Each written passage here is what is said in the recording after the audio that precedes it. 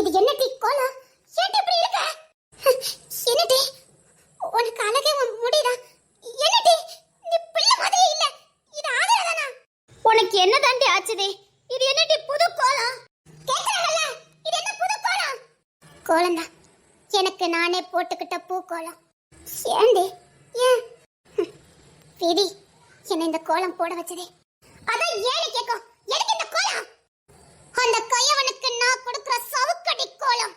என்ன பார்க்கும் போதெல்லாம் அவனுக்கு வரும் பாரு ஒரு அழுக, அதுக்கு தான் அவன் நினைச்சு அழணும். ஐயோ நம்ம வாழ்க்கை போச்சே, ஐயோ நம்ம வாழ்க்கை போச்சுன்னு ஒவ்வொரு நொடியும் அணுவா சாகணும். இவன் என்னடி சொல்லிக்கிட்டு இருக்கா? யாருக்கோ தண்டனை கொடுக்கிறதுக்கு நீ உனக்கு கொடுத்துக்கிட்டு இருக்க? எனக்கெல்லாம் இது ஒரு தண்டனை இல்ல, நான் சரியாதான் பண்ணிக்கிட்டு இருக்கேன். இது எனக்கு தண்டனை இல்ல, அவனுக்கு தான் தண்டனை. என்ன நடந்தது? அலட்சியம் என்னைக்குமே தோல்விக்கு அடையாளம்னு சொல்லுவாங்க, அது எனக்கு சரியா பொருந்துச்சு.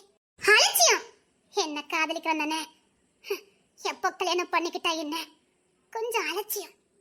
அடுத்த நொடி என்ன வேணாலும் நடக்கலான்னு காலம் எனக்கு பதில் கொடுத்துட்டே. அலட்சியத்துக்கு காலம் எனக்கு கொடுத்த தண்டனை. சிலருடைய அன்பையும் சிலருடைய காதலையும் அலட்சியம் பண்றான். அந்த அலட்சியத்தின் விளைவு பணங்காசுல அலட்சியம் பண்ணனா கடனாளியா வந்து நிக்கணும். பாசத்தையும் அன்பையும் காதலையும் அலட்சியம் பண்ணணும், வாழ்க்கையே தொலைக்கணும்னு வாழ்க்கை பாடம் எனக்கு கத்து கொடுத்ததே. நீ ஏன் சின்னத்தரையை கல்யாணம் பண்ணல? அலட்சியம் இனி பண்ணிடக்கூடாதுன்னுதான் கடைசி நேரத்துல முடிவெடுத்தே சந்தோஷமா வீடு திரும்பினேன். அந்த கையவன் அந்த கொடுரை என்னை ஏமாத்தி என்னைய நாசம் பண்ணிட்டான். என்னடி சொல்ற? என்ன சொல்ற? அப்ப நீ விரும்பி கல்யாணம் பண்ணலையா? அவன் எப்படி விரும்பி கல்யாணம் பண்ணுவா? ஊர் நம்பலாம், நீங்க எப்படி நம்புறீங்க? சிவா அப்படித்தானே சொன்னா. அம்மா என்ன ஒருத்தர் கெடுத்துட்டானா ஊருக்கு சொல்லுவா பாரு, நீங்க ரெண்டு கண்டுபிடிச்சிருக்கணும். கண்டுபிடிக்கிற நிலைமையில நாங்க இல்ல தமிழ். அவங்க மேல எந்த தப்பு இல்ல, ஊர் அந்த அளவுக்கு நம்ப வச்சவன் நாடா. அப்பதான் முடிவு பண்ணினேன், தப்பு பண்றவன்லாம் கடவுள் பாத்துக்கிடுவாரே கடவுள் பாத்துக்கிடுவாருன்னா மனுஷ ரூபத்துல தானே கடவுள் வருவாரு. ஏன் சில உதவிகள் கிடைக்கும் போதே கடவுளே இறங்கி வந்து சேரார் நம்ம நினைக்கல? அப்படித்தான் கடவுளா நான் இறங்கி வந்திருக்கேன் நினைச்சுக்கிட்டேன். அவனுக்கு கொடுக்க வேண்டிய தண்டனை கொடுக்கணும் தான் நான் இந்த முடிவெடுத்தேன். ஆமா, அவனுக்கு தண்டனை கொடுக்கிற கடவுளே நாதான். அவனுக்கு தண்டனை கொடுக்க இறங்கி வந்த அவதார கடவுள் நாதா. நான் கடவுள் தான். அவனுக்கு தண்டனை கொடுப்பேன், கொடுத்துக்கிட்டே இருப்பேன். அவன் மரணம் வரைக்கும் நான் கொடுப்பேன். ஒரு பொண்ணு அவ அனுமதி இல்லாம தொட்டா கடவுளுடைய தண்டனை எப்படி இருக்குன்னு காட்ட வேண்டாம்.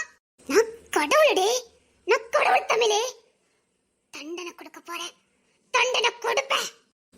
எப்போ அவ என்ன தொட்டானோ அப்பவே நான் செத்துட்டேன். இப்ப நான் கடவுள். எப்போ ஏன் அனுமதி இல்லாம நான் சுயநினைவு இல்லாம இருக்கும் போது என்ன தொட்டானா அப்பவே நான் செத்துட்டேன். ஆதி நான் செத்துட்டேன். இப்ப கடவுள் இறங்கி வந்திருக்க, தண்டனை கொடுப்பேன். ஒவ்வொரு நொடியும் ஒவ்வொரு நிமிஷமும் தண்டனை கொடுப்பேன். இது என்ன தண்டனை? இது தண்டனை சத்தியமா? இது தண்டனை உங்களுக்கு தெரியாது. இது தண்டனை. அவனுக்கு பொண்ணுனா அம்சமா அழகா அவனுக்கு பார்த்த உடனே அப்படிதான் பொண்ணு இருக்கணும். அப்படி இருந்தாதான் அவனுக்கு பிடிக்கும். அட என்ன பார்த்தா என் கூட தான் இருப்பான். அவனை நான் எங்கேயும் விட மாட்டேன், என் கூடயே வச்சிருப்பேன். தூங்கும் போது ஏன் பாத்ரூம் கூட நான் வெளியில தான் நிப்பேன். ஏன்னா அங்க கூட அவன் நிம்மதியா அழுதுற கூடாதுல்ல. கடவுளே என்ன காப்பாத்துட்டு என்கிட்ட இறக்கம் கேட்டுற கூடாதுல்ல. ஒவ்வொரு நொடியும் அவன் கூடயே இருப்பேன். பாக்குற எல்லார்கிட்டயும் என் ஹஸ்பண்ட்னு சொல்லுவேன். இப்ப ஒரு உலகம் எல்லாருக்கும் நான் அவ பொண்டாட்டின்னு தான் தெரியும். அவன் ஃப்ரெண்ட்ஸ் எல்லாம் இப்படி ஒத்தி கூட எப்படிடா வாழுத, அவன் நல்லாவே இல்லடா, அவளும் அவ முடி வெட்ட ஆம்பளை மாதிரி இருக்காடா. இப்ப உங்களை பார்க்கணும்னா சுடர் போட்டு வந்த இல்லன்னு வச்சுக்க. கன்றாவியா இருப்பேன் ஸ்டைலுங்க பேர்ல. அவனுக்கு இதை பார்த்தாலே வாமிட்டு வரும். ஆனா என்னை விட்டு போக முடியாது. ஆசை கூட யார் மேலேயும் படாத அளவுக்கு வெறுக்க வச்சுட்டேன். என்னை பார்த்தாலே வந்தாசி போயிடும். இதை விடவா அவனுக்கு தண்டனை கிடைச்ச போதே. அது சரிடி, இதுல ஓ வாழ்க்கை. அதான் சொன்ன, அவன் தொட்ட உடனே நான் செத்துட்டேன்.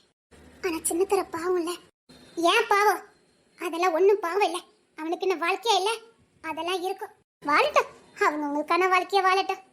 அவ உன் அனுமதி இல்லாம தொட்டிருக்கா, அதுக்கு நீ பொறுப்பாக முடியாது. பொறுப்பாக முடியாதுதான், அது எனக்கு தெரியும். எனக்கு புத்தி வேண்டாம், அறிவு வேண்டாம். கடவுள் இயற்கையாவே பெண்களுக்கு தன் கற்பை பாதுகாக்கிறதுக்கு அறிவை கொடுத்திருக்காருல. முன்ன பின்ன தெரியாத ஒருத்தனை நம்பி அவன் வீடு வரைக்கும் போனது தப்பே. கூட படிக்கிறவங்க தானே அன்பு வைக்கலாம், ஆனா அதிகமா நம்பிக்கை வைக்க கூடாது. எல்லாத்துக்கும் ஒரு எல்லை வைக்கணும். வேலைய தாண்டினா என்ன ஆகுன்னு என் வாழ்க்கை ஒரு பாடம் புகுத்திட்டேன். போனது கூட தப்பு இல்ல, ஆனா கூட யாரையுமே கூட்டிட்டு போகாம போனேன் பாரு, அதுதான் தப்பே. நமக்கு நம்பிக்கையான, நமக்கு நெருக்கமான, நம்ம மேல உண்மையான அன்பு வச்சிருக்கிற யாரையாவது கூட்டிட்டு போயிருக்கணும். அப்படி நான் எதுவும் பண்ணலையே. நான் முட்டாள் மாதிரி தானே நடந்திருக்கேன். அவன் யாரு? அவன் மேல எதுக்கு நான் நம்பிக்கை வைக்கணும்? நான் எதுக்கு நம்பிக்கை வச்சேன்? கேவலம் மனுஷன் நானே, நம்பி போயிருக்க கூடாதுல. அப்படி அந்த வீட்டுக்கு போறதுக்கு சூழ்நிலை உருவாக்குனது ஏன் தப்பு? நான் போனது ஏன் தப்பு? அப்படி இருக்கும்போது நான் எப்படி சின்னத்தரைக்கு தண்டனை கொடுக்க முடியும்? முழுக்க முழுக்க ஏன் தவறு? அவன் வாழ்க்கை வாழ்ந்துட்டு போட்டான், எனக்கு அவனுக்கு எந்த சம்பந்தமும் இல்ல. சொல்ல போனா எனக்கு அவன் மேல இப்ப ஒரு துளி கூட காதல் இல்ல. என்னடி சொல்ற? சத்தியமா எனக்கு ஒரு துளி கூட அவன் மேல காதல் இல்ல. பிசினஸ் எதிரிங்கனாலயா? பிசினஸ் எதிரியா மட்டும் தான் பாக்க, மத்தபடி அவனுக்கும் எனக்கும் எந்த சம்பந்தமும் இல்ல. அது சின்னத்துறைக்கே தெரியும். நான் ஒரு துளி கூட அவனை நேசிக்கலன்னு இப்ப சின்னத்துறைக்கே தெரியும். அவன் மனசுலயும் இப்ப நான் இல்ல. என் தோற்றம், என் நடவடிக்கை, என் பேச்சு எல்லாமே அவனுக்கு என்ன வெறுக்க வச்சுட்டேன். அப்போ உன்னையே நீ வெறுத்துதான் வாழ்ந்துகிட்டு இருக்க. அதான் சொன்னனே, ஆதிரா செத்து பல வருஷம் ஆகி போச்சு. நான் கடவுள்டே, கடவுள். அந்த கொய்யவனை நான் பார்க்கலாமா? இப்ப கூட நான் கூட்டிட்டு தான் வந்திருக்கேன். அவனை தனியால நான் சந்தோஷமா வாழ விட மாட்டேன். என் கார் டிரைவரா கூட்டு வந்திருக்கேன், அட்டிமையா கூட்டு வந்திருக்கேன். அப்படி அவனையே அடிச்சு காயப்படுத்துவான். இப்போ அவன் என் கூட வரலன்னு வச்சுக்கையே, நான் என்ன பண்ணுவேன்னு கேள. கேட்க மாட்டீங்க, நீங்க கேட்க மாட்டீங்க. ஆனா நான் சொல்லுவேன், அவ அப்ப அரசியல்வாதி, தருதலை பெத்த தகப்ப, தான் புள்ள செஞ்ச தப்ப அப்பப்ப நியாயப்படுத்துறவன், புள்ளையோட தண்டனைக்கு உறுதுணையா இருக்கிறவன். இப்பேற்பட்டவெல்லாம் நிம்மதியா வாழணுமா? அதனால இவன் மகன் எப்பமெல்லாம் எனக்கு கீழ்ப்படியலையோ அப்போ நான் என்ன பண்ணணும்னா, அவ அப்பனுக்கு அரசியல் பயத்தை காட்டுவேன். நான் எப்பவுமே ஸ்டேஷனுக்கு போவேன், நான் எப்பவுமே பத்திரிக்கையெல்லாம் கூட்டு பேட்டி கொடுப்பேன். என்ன அப்படி கொடுமைப்படுத்துறாங்க, என்ன இப்படி பண்றாங்கன்னு கூசாம என்னென்ன சொல்லணுமோ அத்தனையும் சொல்லிடுவேன். அப்படி தொட நடுங்கி போயிருவா. இனி இந்த செத்த உடம்புக்கு மானம் இருந்தானே போனா என்ன, அதனால எந்த எல்லைக்கும் துணிய துணிஞ்ச. என்ன பொறுத்த வரைக்கும் ஒரு பொண்ணு அனுமதி இல்லாம தொட்டவன், தொட்டதுக்கு அப்புறம் ஒரு நிமிஷம் கூட நிம்மதியா இருக்க கூடாது. அதெல்லாம் இருக்கட்டும், புள்ளைய கூட்டிட்டு வந்திருக்க ராக்கி எங்க? தமிழுக்கு பையனா? ஆமா. அதெல்லாம் இருக்கட்டும், ராக்கி எங்கடி சொல்லுடி. நீ ஏன் ராக்கி சாரை கூட்டிட்டு வரல? அதே ஆசையா இருக்கு, ஃபேமிலியா வந்திருப்பீங்கன்னு நினைச்சேன்டி. குடும்பமா வந்திருக்கலாம்ல, பாத்துருப்பலாடி. எனக்குலாம் வேற என்னடி சந்தோஷம் இருக்க போதே. இவங்களையாவது கொஞ்சம் எட்டி பாத்துருக்கலாம்டி. பொண்ணுக்கு தைரியம் ரொம்ப முக்கியம், அது இந்த ரெண்டு கூமுட்டைகளுக்கு கிடையாது. நான் என்ன பண்ணட்டும்? அவ சரியாதான் சொல்லுதா, கோவப்படாத. கோவப்படல, அவ சொல்லது சரிதான். என்ன செய்ய, குடும்பம்னு ஒரு பேக்ரவுண்டு பின்னாடி இருக்குது, பயப்படாம என்ன பண்ண சொல்ற? குடும்பங்கிறது நாம அங்க வாழ்ற வரைக்கும் தான் அது குடும்பம், இல்லைன்னா அது பேச்சுலர் ரூம். இந்த உண்மை நிறைய பெண்களுக்கு தெரியறது இல்ல. நீங்க இல்லாம ஒரு நாள் இருந்து பாருங்க, வீடு என்ன லட்சணமா இருக்குன்னு தெரியும். உங்க மகிமையே உங்களுக்கு தெரியக்கூடாதுன்னுதா அப்படி பண்றாங்க. அது கூட உங்களுக்கு புரியல. சும்மா கராட்டே, அதெல்லாம் பேச்சுக்கு நல்லா இருக்கும், வீரப்பா பேசுறதுக்கும் நல்லா இருக்கும். அது சரி, ஒரு நாள் நீ இல்லாமலே இருந்து பாரு, தெரியும். பாத்திரம் தைக்கப்பட்டது பாத்திரம் தைக்கத்துல தான் கிடக்கும், துணி குமிஞ்சு கிடக்கும். அது வீடா இருக்காது, கொஞ்ச நாளைக்கு வீடா இருக்கும், அப்புறம் குப்பை கிடங்காகும், அதுக்கப்புறம் குப்பை கூடவே ஆயிரும். நீங்க அங்க இருக்கிற வரைக்கும் தாண்டி அது குடும்பம். நீங்க இல்லைன்னு வச்சுக்கோங்களேன், அதை யாரும் குடும்பம்னு சொல்ல மாட்டாங்க. உங்க மகிமை உங்களுக்கு தெரியல, நான் எடுத்து சொன்னா இவ இப்படித்தான் பேசுவான்னு சொல்லுவீங்க. டா என் மைனிக்காரி கூமுட்டை, இவ கட்டலாம் 1000 வாட்டி சொல்லிட்டேன். இப்ப என்ன வச்சு செய்வா, பாத்துக்கிட்டே இரு. சரிடி, இப்போ ஒரு புருஷன் கோவத்துல 2 திட்டு திட்டுறான்னா அட்ஜஸ்ட் பண்ணி போலாம். அவனுக்கு பல பெண்களோட தொடர்புக்கு நீ எப்படி அட்ஜஸ்ட் பண்ணி போய்கிட்டு இருக்க? அசிங்கமா இல்லையாட்டி? நல்லா கேளு, ஒருவருப்பா இருக்கு. நெருப்புல தான் குளிச்சுக்கிட்டு இருக்கேன். அப்படி நெருப்புல குளிக்கணுமா? அந்த அளவுக்கு நீ என்ன தப்பு பண்ணுன? நீ தப்பு பண்ணா நெருப்புல குளிக்கலாம். நீ என்ன தப்பு பண்ணுன? அதானே, அது எல்லாமே எனக்கு தெரியுது. ஆனா இவ சொன்ன மாதிரி குடும்பங்க பேக்ரவுண்ட் மாதிரி எனக்கு என் புள்ள இருக்கானே. இப்ப நான் வெளியில போய் என்ன வேலை பார்த்து என் புள்ளைய நான் காப்பாத்த முடியும்? வெளியில போனா வெளியில இருக்க பார்வைகள் எப்படி இருக்குன்னு உங்களுக்கு தெரியாது. ஒரு கடைக்கு போயிட்டு வர முடியுதா என்ன? நான் தினம் என் புள்ளைய காப்பாத்துறதுக்கு போராடுவானா, இல்லனா இப்படி பார்வைகளுக்காக நான் போராடுவானா? என் புள்ளைய நான் நிம்மதியா பாத்துக்கிட முடியும்? அதுக்கு என் புள்ளையாவது அந்த வீட்டுல நிம்மதியா இருப்பாள்ல. எனக்கு தானே புருஷன் சரியில்லை, ஆனா என் பிள்ளைக்கு அப்பா சரிதானே. அவங்கிட்டலாம் நல்லதா இருப்பாரு. இதே நான் கோவப்பட்டு வெளியில போனா என் பிள்ளைக்கு அப்படி ஒரு வாழ்க்கை அமையுமா சொல்லு பாப்போம். அந்த ஒண்ணுக்காக தான் நான் என்ன அசிங்கப்பட்டாலும் பரவாயில்ல, என் புள்ள நிம்மதியா இருப்பான்ல. இங்க எனக்கு எதை வாங்கி கொடுக்கட்டாலும் என் பிள்ளைக்கு எல்லாம் செஞ்சிருவாங்க. அது போதும். நான் வாழ்றதே என் பிள்ளைக்காக தானே. என் புள்ள சந்தோஷமா இருக்கா, அது போதும். கேட்டல? அவ என்ன தப்பு வேணாலும் பண்ணலாம். இவ பிள்ளைக்காக பொறுத்து போறாளாம். பெண்களுக்கு கல்வி எவ்வளவு பெரிய பாதுகாப்பு இல்ல? அது உண்மைதான். நான் அந்த படிப்பை கஷ்டப்பட்டு படிச்சுட்டேன். அந்த படிப்பு தான் எனக்கு தைரியத்தையும் தன்னம்பிக்கையும் கொடுத்ததே. இல்லைன்னா இவ்வளவு மாதிரிதான் நானும் கண்ணை கசக்கிட்டு நின்றுப்பேன். ஐயோ என் வாழ்க்கை போச்சே அப்படின்னு அவன் காலில் போய் விழுந்திருப்பேன். இந்த படிப்பு தான் எனக்கு தைரியத்தை கொடுத்ததே. யார் இல்லாட்டாலும் வேலை செஞ்சு பொழைச்சிக்கலாம், எவன்கிட்டையும் கையேந்தி நிக்கண்டாங்கிற தைரியத்தை எனக்கு கொடுத்ததே. ஏண்டி 2 டிகிரி முடிச்சிருக்கீங்களா? பரவ என்னடி படிச்சிருக்கோம். ஆனா வெளியில போய் வேலைன்னு பார்த்தா தானே அனுபவம் கிடைக்கும். நான் படிச்ச படிப்புக்கு அப்படி என்ன வேலை கிடைச்சிரும்? இங்கேருந்து ஒரு டவுனுக்கு கூட தனியா போக தெரியாது. எங்க வேலைக்கு போயிட்டு வர?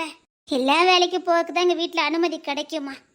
அதான் கோடிக்கணக்கான சொத்து இருக்க, எதுக்குன்னு கேக்குறாங்க. என்னன்னு வெளியில போயிட்டு வர அளவுக்கு முத நமக்கே தைரியம் வரணும். அது எங்க இருக்குது?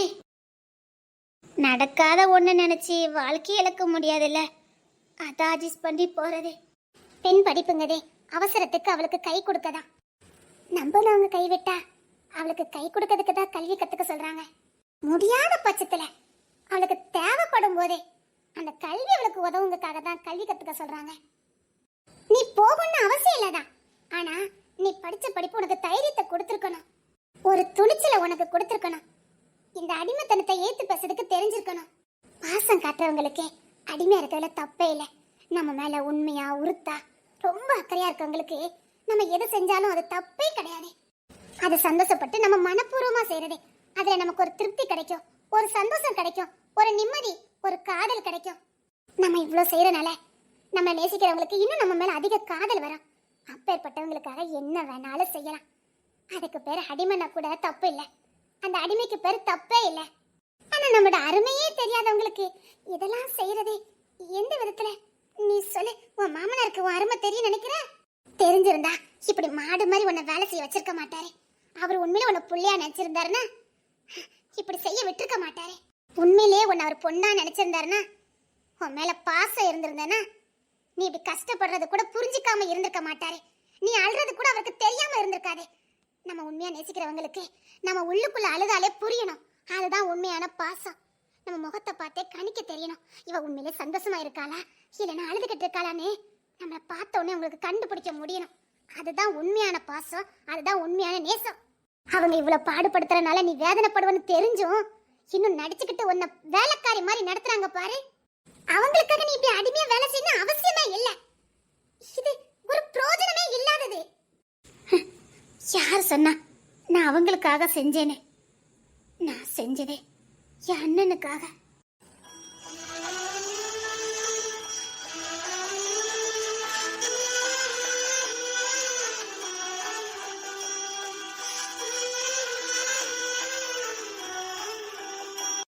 என்னடி சொல்ற? நம்ம தங்கச்சி எப்படியாவது ஒரு நாளா சந்தோஷமா வாழ்ந்துட மாட்டானே. தினமும் என் வீட்டு வாசல வந்து நிக்கிற என் அண்ணனுக்காக.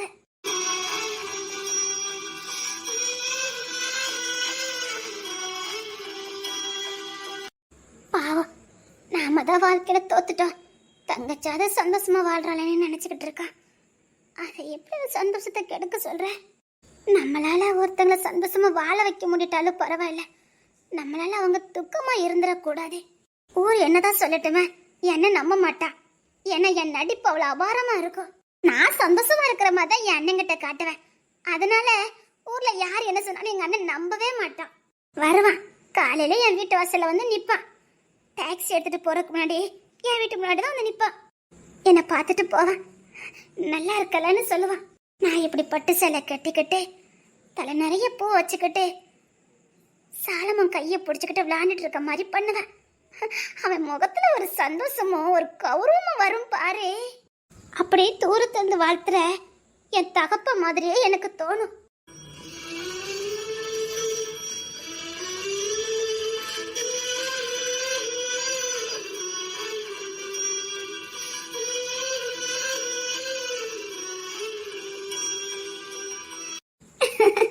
அப்படியே என்னை பார்த்துட்டு வண்டி உற்சாகமா எடுத்துட்டு போவோம் பாரு.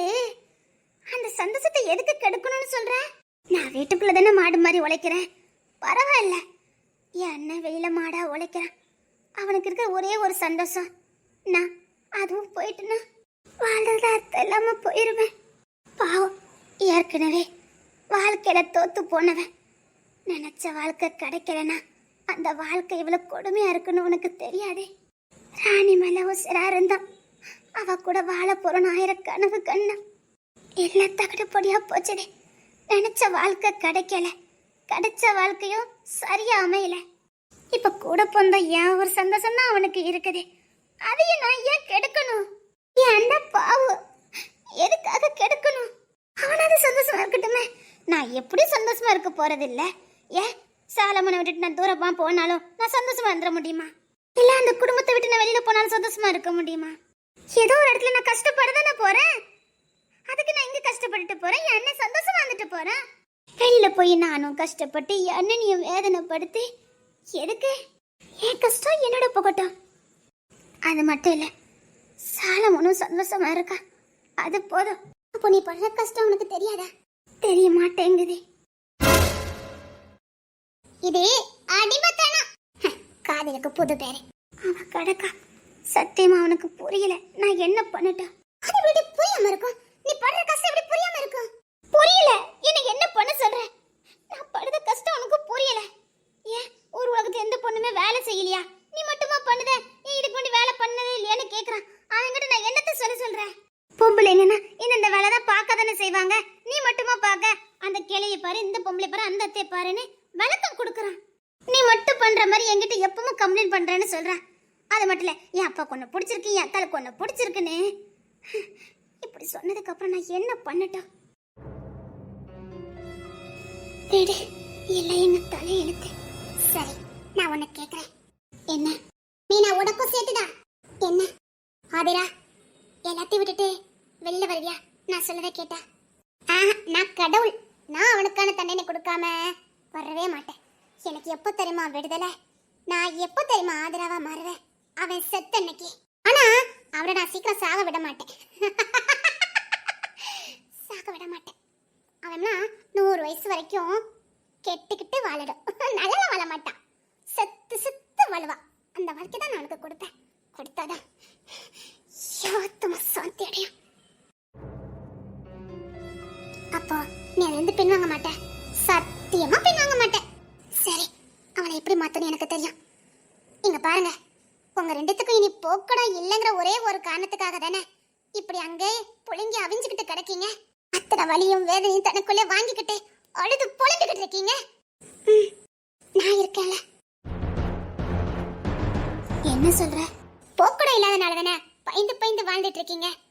நான் இருக்கிறேங்கிற தைரியம் உங்களுக்கு வந்ததுன்னா, நான் இருக்கிறேங்கிற நம்பிக்கை உங்களுக்கு இருந்ததுன்னா, தமிழே ஒன்னா வாழலாம். தைரியமா இருங்க, நான் இருக்கேன். பிரச்சனை நான் பாத்துக்கலாம். நான் வேற, நீங்க வேற இல்ல அப்படின்னு நான் நினைக்கிறேன்.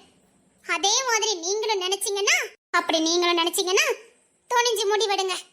இது யா வீடுல நம்ம வீடு. இப்படி ஒரு நேரத்துல மெட்ராஸ்க்கு ஓடி போய் ஒன்னா சந்தோஷமா வாழ்ந்தோமோ, அப்படி வாழ முடியுங்கிற நம்பிக்கை இருந்தா தைரியமா வாங்க. வாங்கன்னா ஒரேடியா வர சொல்லல, போராடுங்க. போராடி ஜெயிக்க முடியுதான்னு பாருங்க. கொஞ்சம் துணிச்சலா பேசுங்க. உங்க உரிமையும் உங்களுக்கான சுதந்திரத்தை எடுத்து சொல்லுங்க. கேட்கலையா? புரிஞ்சு போச்சு. நான் உங்களை படிக்க வைக்க, மேற்கொண்டு படிக்க வைக்க, என்ன எதிர்ப்பு வந்தாலும் சரி, அந்த சதிசே எதிர்த்தாலும் சரி, நான் உன்னை படிக்க வைப்பேன். என் மேல உனக்கு நம்பிக்கை இருக்குல்ல? தமிழே, நீ என்ன சொல்ற? நான் உன்னை படிக்க வைக்கேன்னு சொன்னேன். படி. நாளைக்கே உனக்கான கோர்ஸ்ல கொண்டு நான் சேர்த்து விடுறேன். படிக்கணும். உன் பிள்ளைய தானே பாக்கிறதுக்கு இங்க எல்லாரும் படி நான் பண்ணிட்டேன். நீ மாடு மாதிரி உழைச்சதெல்லாம் போதும். இவ்வளவுதான் என்னால செய்ய முடியும்.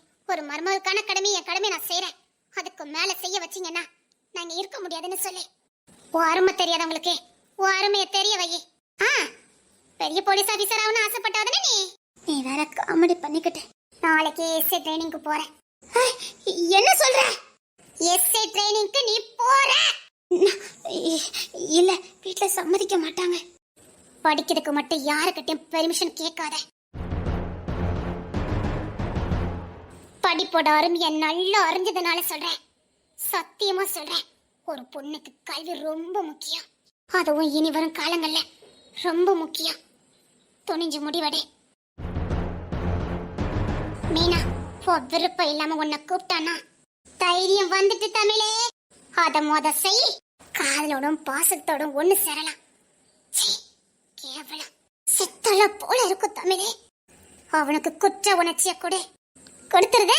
இது நம்ம வீடு, நம்ம வீடு, புரியுதா? ராணிய பாக்கிறதுக்கு போகலான்னு இருக்கேன். போலாமா இப்படி? எனக்கு இந்த வாரம் கட்சி மீட்டிங்லாம் இருக்குது. நான் உனக்கு டேட் கொடுக்குறேன்.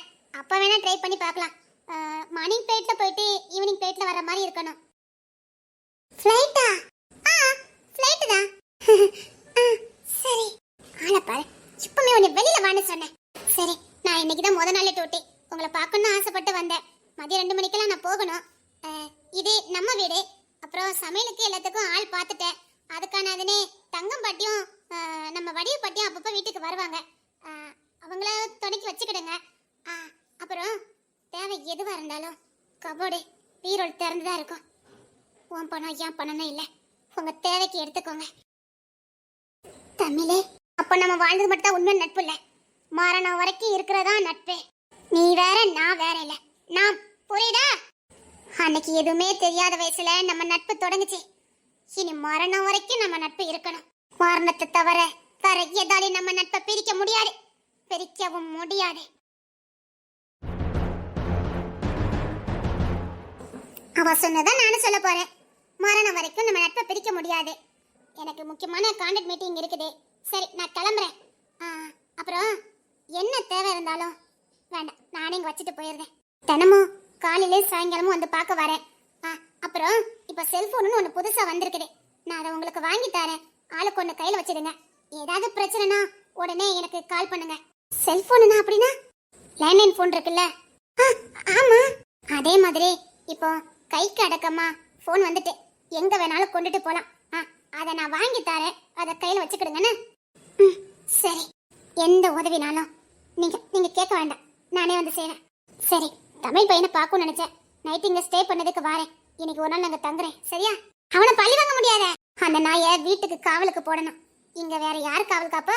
இந்த பணியில அவனே காவல் காக்கட்டும். நாங்க உள்ள தூங்கலாம். அந்த நாயை இங்கதான் கட்டி போட போறேன். சரி, நான் நைட் அந்த நாயை கூட்டிட்டு வந்துடுறேன், சரியா?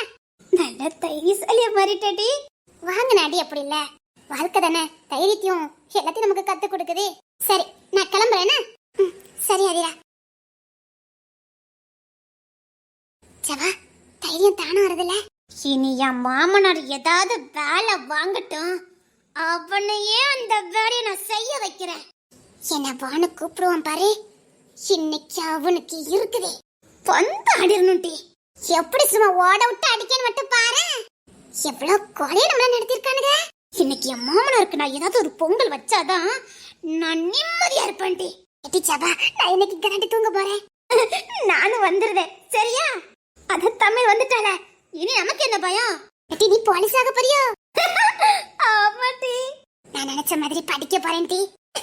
நான் படிக்க போறேன் டி. ஆடிட்டிங் எனக்கு படிக்க ரொம்ப ஆசை. நான் அதையே படிக்க போறேன். கண்டிப்பா நீ படிக்கணும் டி. படிப்பேன், கண்டிப்பா படிப்பேன்.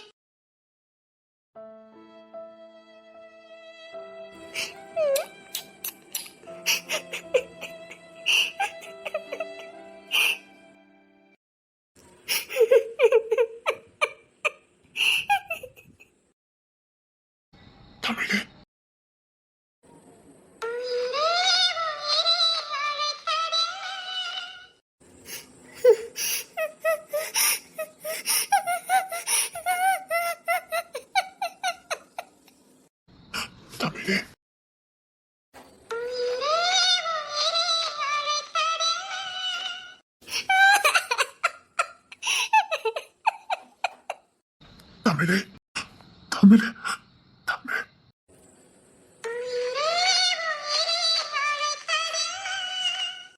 வேண்டாம், வேண்டாம், வேண்டாம்.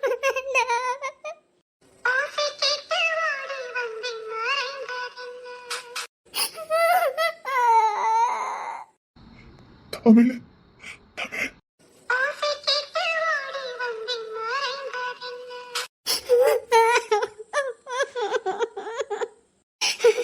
என் இரவுகளை கண்ணீர் படுக்கையாக்கிட்டீங்களே.